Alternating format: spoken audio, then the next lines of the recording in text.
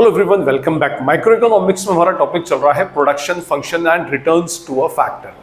Previous lecture में हमने इसमें एक बहुत ही इंपॉर्टेंट लॉ ऑफ प्रोडक्शन देखा था, that is law of variable proportion. इस लेक्चर में अब हम बात करेंगे अबाउट द रिलेशनशिप्स। किसकी relationship? Relationship between total product, marginal product and average product.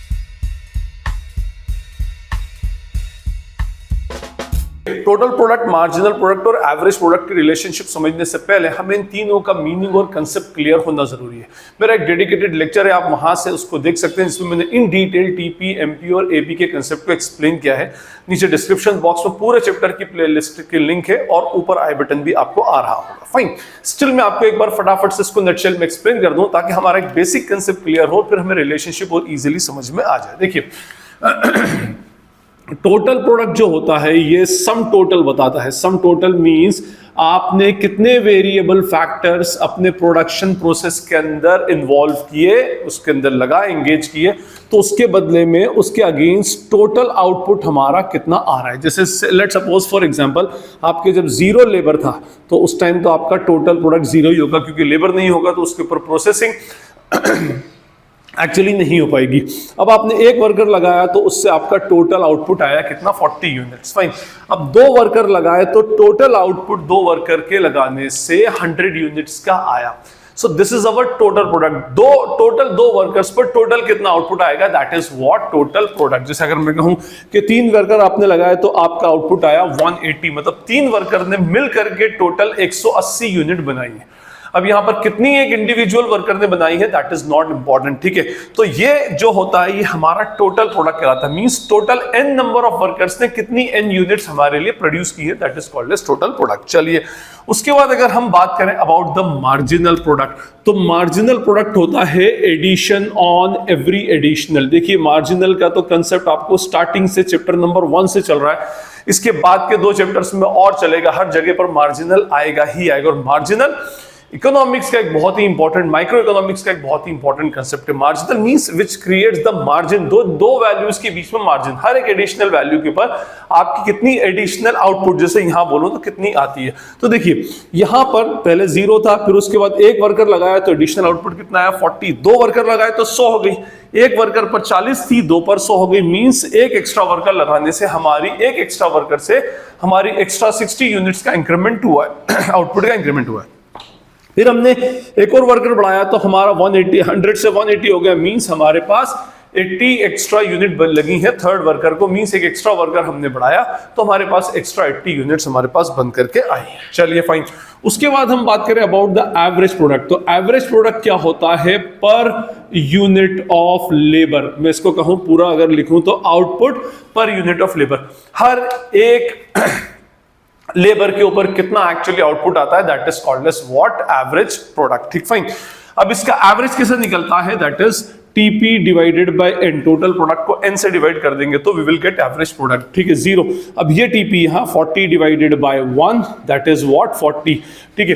Means हर एक वर्कर ने 40 यूनिट बनाए। वैसे तो यहां पर एक ही वर्कर है। उसके बाद अगर मैं यहां पर आऊं तो दैट इज 100 डिवाइडेड बाय 2, 50, ठीक है। 2 वर्कर ने मिल करके 100 यूनिट बनाई तो पर वर्कर प्रोडक्शन कितना हो गया? 50। अब हो सकता है किसी एक ने 55 बनाई हो, किसी एक ने 45, या दोनों ने मिल करके अपने डिस्ट्रीब्यूशन ऑफ वर्क को करने के बाद में टोटल मिलकर के 100 यूनिट्स बनाई है। ऐसा नहीं होगा कि इंडिविजुअली कोई कुछ करेगा, ठीक है, फाइन। यहां पर 3 वर्कर्स ने 180 यूनिट्स बनाई है तो मींस पर वर्कर के हिसाब से आउटपुट हो गया कितना? 60 यूनिट्स का। तो ये हमारा टोटल प्रोडक्ट, मार्जिनल प्रोडक्ट और एवरेज प्रोडक्ट का कंसेप्ट था, ठीक, फाइन। अच्छा, इसके बाद में आपको अगर इनकी रिलेशनशिप आपको समझनी है तो आपको लॉ ऑफ वेरिएबल प्रोपोर्शन का कंसेप्ट क्लियर होना बहुत जरूरी है, ठीक है। लॉ ऑफ वेरिएबल प्रोपोर्शन ही इनके बीच की रिलेशनशिप को एक्चुअली क्रिएट करता है। लॉ ऑफ वेरिएबल प्रोपोर्शन को फटाफट से नटशेल में 2 मिनट में आपको बता दूं मैं। लॉ ऑफ वेरिएबल प्रोपोर्शन क्या बोलता था कि भाई जब आप अपने फिक्स फैक्टर के साथ वेरिएबल फैक्टर्स का कॉम्बिनेशन कर रहे हैं, फिक्स फैक्टर मींस आपकी लैंड एंड कैपिटल, क्योंकि शॉर्ट रन के बारे में पढ़ रहे हैं, शॉर्ट रन प्रोडक्शन फंक्शन, तो हमारा लैंड और कैपिटल जो है इसमें फिक्स रहेगा। और उसके साथ जब आप जैसे जैसे वेरिएबल फैक्टर्स को बढ़ाते जाते हैं, ठीक है, आपका फिक्स फैक्टर 1 1 1 1 ही रहा और वेरिएबल फैक्टर बढ़ता जा रहा है 1 2 3 4 या 0 10 20 30 40, तो आपका जो टोटल प्रोडक्ट आता है, टोटल आउटपुट, ठीक है, ये किस तरह से बिहेव करता है, कैसे रिएक्ट करता है, इसकी 3 स्टेजेस होती हैं। 3 स्टेजेस में फर्स्ट स्टेज होती है इंक्रीजिंग रिटर्न, ठीक है, first stage is increasing return, second stage is what decreasing return and third stage is what negative return. ठीक है, ये 3 स्टेजेस के अंदर एक्चुअली इनका आउटपुट आता है। इंक्रीजिंग रिटर्न क्या, और मैंने क्या बताया था, increasing return means TP increases at increasing rate, यहां पर टीपी फिर इंक्रीज होगा at decreasing rate and TP starts declining, TP कम होना स्टार्ट हो जाएगा। और TP increases at increasing rate का मीनिंग क्या होता है, मार्जिनल प्रोडक्ट इज इंक्रीजिंग, और TP increases at decreasing rate का marginal product is decreasing but still positive, और यहां पर marginal product becomes negative. Fine, तो अब हमको यहां पर तीनों के बीच की रिलेशनशिप देखनी है कि what is the relationship between TP, MP and AP. और नेचुरली अगर आप शॉर्ट रन पढ़ रहे हैं तो एक फैक्टर फिक्स होगा, दूसरा वेरिएबल होगा, तो हमें इसको शॉर्ट रन के केस में law of diminishing margin law of variable proportion को लेते हुए हमें देखना है कि तीनों के बीच में एक्चुअली रिलेशनशिप क्या होती है। तो मैं पहले आपके सामने एक शेड्यूल बनाता हूं, फिर एक ग्राफ बनाऊंगा और उसके बाद मैं तीनों की रिलेशनशिप एक्सप्लेन करूंगा। रिलेशनशिप समझने के लिए ये हमारे पास एक प्रोडक्शन शेड्यूल है जिसमें हमारे पास फिक्स फैक्टर्स हैं, वेरिएबल फैक्टर्स है, टोटल प्रोडक्ट, मार्जिनल प्रोडक्ट और एवरेज प्रोडक्ट। ये मैंने ऑलरेडी बुक में से कॉपी करके आपके सामने लिख दिया है। फाइन, उसके बाद हमने इसका यहां पर ग्राफ बनाया है। ये जो रेड कर्व है that is of total product, green curve is of marginal product and blue curve is of average product. ठीक है, ये 3 प्रोडक्ट हमने कर्व इसमें अल्टीमेटली बनाए। अच्छा, मैंने आपको बताया था कि यहां पर ये जो थर्ड यूनिट है that is what, point of inflection. ये पॉइंट ऑफ इन्फ्लेक्शन कहलाता है। पॉइंट ऑफ इन्फ्लेक्शन इसलिए बोलते हैं क्योंकि यहां से हमारा जो टोटल प्रोडक्ट है अपना बिहेवियर चेंज करता है और इंक्रीजिंग रेट की बजाय डिक्रीजिंग रेट पर आ जाता है। सेकंड हमारा पॉइंट यहां पर जहां से हमारी थर्ड स्टेज स्टार्ट होती है, this is our first stage. ठीक है, this is our what second stage and this is our third stage. ठीक है, फर्स्ट स्टेज क्या होती है, इंक्रीजिंग रिटर्न की होती है, सेकंड स्टेज डिक्रीजिंग रिटर्न की होती है और थर्ड स्टेज नेगेटिव रिटर्न की होती है। ठीक, फाइन। अब देखिए, अगर आप इसकी रिलेशनशिप देखेंगे तो सबसे पहले अगर आप देखें कि यहां पर जो हमारा टोटल प्रोडक्ट है, ये टोटल प्रोडक्ट जो है ये बहुत ज्यादा स्टीपर है फ्रॉम यूनिट 1 टू यूनिट 3। क्यों? क्योंकि इसमें हमारा जो टोटल प्रोडक्ट था वो इंक्रीजिंग रेट से इंक्रीज हो रहा था। और मैंने क्या कहा था, इंक्रीजिंग रेट से इंक्रीज करने के लिए या तो परसेंटेज कैलकुलेट करें, बट वो थोड़ा सा टिपिकल टास्क होता है। इससे बेटर है आप क्या देखें, उसमें मार्जिनल प्रोडक्ट आपका इंक्रीज हो रहा है तो समझ जाइएगा कि टोटल प्रोडक्ट आपका इंक्रीजिंग रेट से इंक्रीज हो रहा है। ठीक है, तो देखें हमारा जो मार्जिनल प्रोडक्ट है वो 20, 30, 40 मींस यूनिट 3 तक ये क्या रहा, इंक्रीज रहा। ठीक है, तो उस कंडीशन में जब तक मार्जिनल प्रोडक्ट आपका इंक्रीज होता रहेगा तब तक आपका टोटल प्रोडक्ट इंक्रीजिंग रेट से इंक्रीज होगा। तो ये बन गई हमारी फर्स्ट रिलेशनशिप। तो अगर हम फर्स्ट रिलेशनशिप इसमें डिफाइन करें तो हमारी इस यही लिख देता हूं मैं ताकि आपको समझ में आए। फर्स्ट रिलेशनशिप, रिलेशनशिप नंबर 1, ठीक है, क्या बोलता है, व्हेन एमपी इंक्रीजेस, जब मार्जिनल प्रोडक्ट हमारा इंक्रीज होगा, TP increases at increasing rate, TP क्या होगा, इंक्रीजिंग रेट से इंक्रीज होगा। ठीक है, ये हमारी फर्स्ट रिलेशनशिप है। आप उसको नीचे पॉइंट्स में लिख सकते हैं, मेरे पास एक्चुअली स्पेस नहीं है तो मैं यहां पर लिख रहा हूं। ठीक है, तो पहली रिलेशनशिप क्या होगी, जब तक मार्जिनल प्रोडक्ट आपका इंक्रीज होता रहेगा, बढ़ता रहेगा, तब तक टीपी आपका इंक्रीजिंग रेट से इंक्रीज होता रहेगा। ठीक, फाइन, ये जो हम फर्स्ट स्टेज में इसको देख रहे हैं। चलिए, सेकंड रिलेशनशिप क्या होती है, relationship number 1 and relationship number 2। अभी मैं टीपी और एमपी की रिलेशनशिप बता रहा हूं। फाइन, देखिए रिलेशनशिप नंबर 2 के अंदर ये होगा कि MP starts declining, MP starts decreasing, लेकिन डिक्रीजिंग के साथ भी क्या रहेगा, but still it is positive, positive रहना चाहिए। तो क्या हो जाएगा, टीपी इंक्रीजेस, टीपी अब भी इंक्रीज ही होगा बट एट डिक्रीजिंग रेट या डिमिनिशिंग रेट। ठीक है, ये देखिए आपका टीपी यहां तक भी इंक्रीज हो रहा था, उसके बाद भी इंक्रीज ही हो रहा है, नो डाउट। जब तक एमपी पॉजिटिव है तब तक टीपी इंक्रीज होगा। बस शर्त ये है, बस ये याद रखिएगा कि जब तक MP is positive, MP positive है, टीपी ऑलवेज इंक्रीजेस, टीपी बढ़ता ही रहेगा। ये एक रिलेशनशिप आप इसमें समझ लें। तो एमपी यहां भी पॉजिटिव था, आप ग्रीन मार्कर से देख सकते हैं, एमपी यहां पर भी पॉजिटिव था, एमपी यहां तक पॉजिटिव है, तब तक हमारा टीपी इंक्रीज हो रहा था। जैसे ही एमपी 0 हुआ, टीपी कांस्टेंट हो गया। ठीक है, तो सेकंड इसके अंदर आ जाएगी हमारी third relationship, when MP becomes 0, ठीक है, टीपी बिकम्स कांस्टेंट। ये क्या हो जाएगा हमारा कांस्टेंट एंड मैक्सिमम, और मैक्सिमम भी हो जाएगा, कांस्टेंट भी हो जाएगा और मैक्सिमम भी हो जाएगा, फाइन।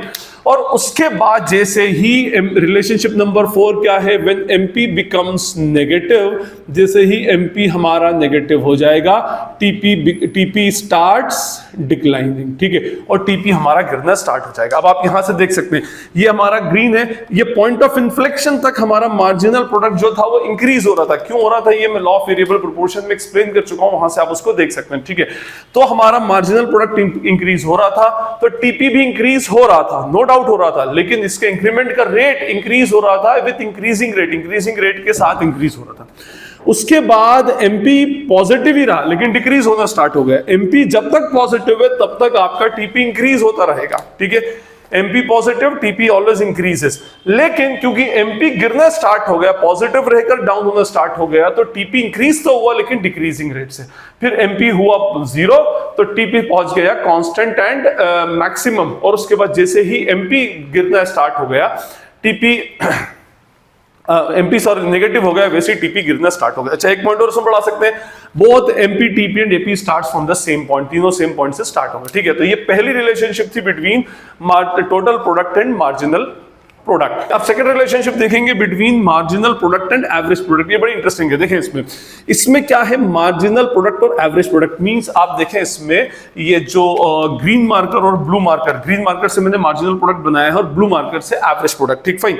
तो इनके बीच की रिलेशनशिप क्या है, दोनों सेम पॉइंट से स्टार्ट होते हैं। पहली बात, दोनों इंक्रीज होते हैं initially, means point of inflection stage 1 में both will increases, but initially क्या होगा, MP increases at higher rate as compared to AP, ठीक है। एमपी ज्यादा रेट से बढ़ेगा, ठीक है। तो हमेशा क्या होगा, इनिशियल फर्स्ट स्टेज के अंदर हमेशा क्या रहेगा, एमपी जो मार्जिनल प्रोडक्ट है, मार्जिनल प्रोडक्ट हमेशा किससे ज्यादा रहेगा, एवरेज प्रोडक्ट से ज्यादा रहेगा, इसलिए इसका कर्व भी कंपैरेटिवली एवरेज प्रोडक्ट से ऊपर है, फाइन। चलिए जी, उसके बाद एक बात याद रखिएगा, हमारा जो मार्जिनल प्रोडक्ट मैक्सिमम था वो 30 था, ठीक है। जो हमारा मार्जिनल प्रोडक्ट मैक्सिमम है, ठीक है, sorry average product, maximum average product intersects what, marginal product,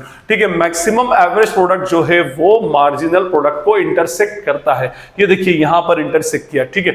जो अब मैक्सिमम जहां पर भी आप ये समझ जाइए एपी और एमपी दोनों इंटरसेक्ट हो रहा है, मींस वहां पर हमारा एवरेज प्रोडक्ट जो है वो मैक्सिमम हो चुका है। एवरेज प्रोडक्ट जो क्या मैक्सिमम पॉइंट पर ही क्या करेगा, मार्जिनल प्रोडक्ट उसको इंटरसेक्ट करेगा, ठीक है। उसके बाद में फिर क्या होगा कि after AP becomes maximum, then in the after that AP will be greater than MP, ठीक है, और एपी एमपी से ज्यादा हो जाएगा। देखिए स्टार्टिंग में स्टेज 1 में जब तक हमारा एवरेज प्रोडक्ट मैक्सिमम नहीं हुआ था तब तक हमारा जो मार्जिनल प्रोडक्ट था वो एवरेज प्रोडक्ट से ज्यादा था। ये देखिए ये पूरा जो रीजन है ये मार्जिनल प्रोडक्ट को एवरेज प्रोडक्ट से ज्यादा बता रहा है। फिर जैसे ही हमारा एवरेज प्रोडक्ट मैक्सिमम हुआ, after that average product becomes greater than what, marginal product, average product marginal product से ज्यादा हो गया। तीसरी बात, एवरेज प्रोडक्ट नेवर बिकम्स 0, कभी भी ये 0 नहीं होगा, और साथ में average product never becomes negative. ये सिर्फ इसी के लिए नहीं, हमेशा आगे के भी अपना टोटल कॉस्ट, एवरेज कॉस्ट, इसके अंदर भी रिलेशनशिप आएगी, तो एवरेज कभी भी 0 या नेगेटिव एक्चुअली नहीं होता, फाइन। तो ये हमारे रिलेशनशिप थे। क्या रिलेशनशिप था, पहले तो मैंने आपको रिलेशनशिप बताया बिटवीन टीपी एंड एमपी। क्या, जब टीपी इंक्रीज होता है इंक्रीजिंग रेट से, एमपी वाज पॉजिटिव। इसको आप टीपी से एमपी के पॉइंट ऑफ व्यू से भी बोल सकते हैं, या मैंने एमपी से टीपी के पॉइंट ऑफ व्यू से बताया कि एमपी बढ़ रहा था, एमपी इंक्रीज हो रहा था, तो टीपी भी इंक्रीज हो रहा था इंक्रीजिंग रेट से। एमपी इंक्रीज हो रहा था लेकिन पॉजिटिव था, तो टीपी इंक्रीज हो रहा था डिक्रीजिंग रेट से। याद रखिएगा, जब तक एमपी पॉजिटिव है तब तक टीपी इंक्रीज होता रहेगा, ठीक है। जैसे ही एमपी 0 हुआ, टीपी मैक्सिमम और कांस्टेंट हो जाएगा, और जैसे ही एमपी नेगेटिव हुआ तो टीपी क्या होगा, स्टार्ट्स डिक्लाइनिंग हो जाएगा, ठीक, फाइन। उसके बाद एमपी और एपी के अंदर रिलेशनशिप क्या, दोनों सेम पॉइंट से स्टार्ट होंगे, लेकिन इनिशियली एमपी जो होगा वो ज्यादा होगा as compare to the average product, ठीक है, क्योंकि एवरेज जो है वो एमपी और टीपी से ही डिफाइन किया गया है। फाइन, तो जो हमारा स्टार्टिंग में इनिशियली जो होगा फर्स्ट स्टेज के अंदर, वहां पर हमेशा marginal product is greater than average product. ठीक है, फिर पॉइंट ऑफ इन्फ्लेक्शन पर आने के बाद में मार्जिनल प्रोडक्ट डिक्लाइन होना स्टार्ट हो जाएगा, लेकिन उसके बाद भी एवरेज प्रोडक्ट डिक्लाइन नहीं होता। देखिए इस पॉइंट के अंदर मार्जिनल प्रोडक्ट डिक्लाइन हो रहा है और एवरेज प्रोडक्ट कांस्टेंट है और मैक्सिमम है, और ये वो पॉइंट है जिस पर हमारा एवरेज प्रोडक्ट जो था वो मैक्सिमम था। और जहां पर एवरेज प्रोडक्ट मैक्सिमम होता है वो हमारी इंटरसेक्शन पॉइंट होता है बिटवीन एपी एंड एमपी। ठीक, और उसके बाद में फिर हमारा मार्जिनल प्रोडक्ट गिरना स्टार्ट हो जाएगा और एक टाइम ऐसा आएगा जब वो जीरो और नेगेटिव हो जाएगा। लेकिन एवरेज प्रोडक्ट अब उससे ज्यादा हो चुका है, मींस जब इस इंटरसेक्शन पॉइंट के बाद में फिर एपी जो होगा that will be greater than what, marginal product, और AP will never become zero और नेगेटिव। ठीक, फाइन। तो ये हमारे रिलेशनशिप थे between total product, marginal product and average product. I hope आपको ये रिलेशनशिप्स क्लियर होंगी।